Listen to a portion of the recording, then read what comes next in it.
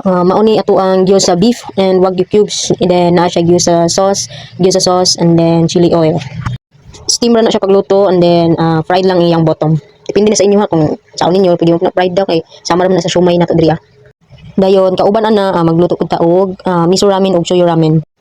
Miso ramen guys is ground pork and then corn, shiitake mushroom with onion leaves and syempre nori. So katong mga mahilig og kanang sabaw dira nga kanang naay corn gani kani gid siya ma-feel ni mga corn ani humot siya. Ginaserve gid na mo ang sabaw guys is kanang init kay siya. So next na to iluto guys is shoyu. Ang shoyu guys is chicken base ni nato siya with kikuragi mushroom. Then na siya one whole egg. Daghan pud ang iyang chicken ani guys. So sa mahilig og chicken base nga mga ramen, kaning shoyu guys is lami ni siya.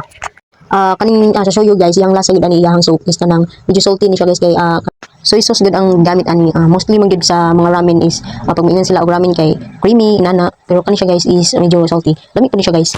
So next na to giluto is kaning karaagi. Karaagi guys is more siya chicken nuggets. Kaning deep fry lang siya guys. Nana lang siya dayon Japanese mayo on top. Ana lang siya. Dayon drizzle lang siya og sesame seeds. Done. Kana iyang tapad guys is cabbage lang na siya guys with Japanese mayo on top, then drizzle lang yapon siya og sesame seeds. Inanabig ng mga pagkaon sa Japanese, ng mga Japanese food is kanang ginahan na sa mga raw ana. Pagkaon na sila cabbage nga kanang wala yun as in wala iluto. Ora to guys, sunod luto na pod. Bye-bye.